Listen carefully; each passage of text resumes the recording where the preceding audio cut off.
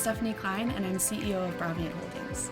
At Braviant Holdings, we use technology and analytics to build better credit solutions for underbanked consumers.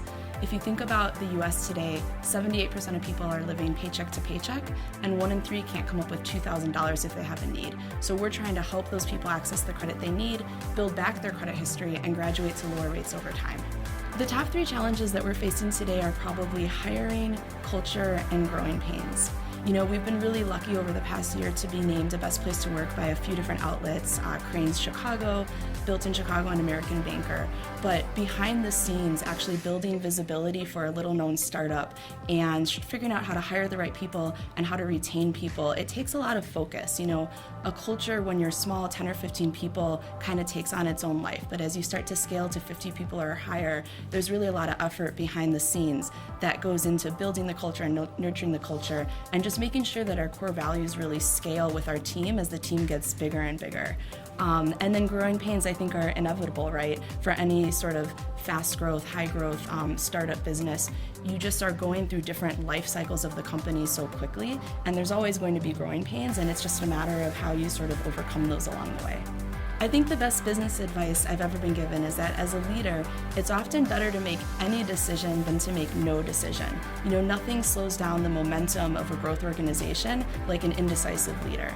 And the way that we approach that at Braviant is we try to take a test and learn approach, and we always start with the MVP. So that way, even if we make a so-called bad decision, you know, we haven't invested a lot, right? We start with that pilot phase and we figure out what works, and if it's a winning decision, we build on that and kind of build out the long-term implementation. And if it's not, we can scrap it without a lot of, you know, sunk cost and move on to the next great idea. To me, one of the key things that I want to see in a strong culture is ownership. So what I mean by that is, are people treating the company's capital and other resources the same way that they would treat their own money or their own possessions? Are people taking accountability for the results, you know, both wins and losses, right, and mistakes?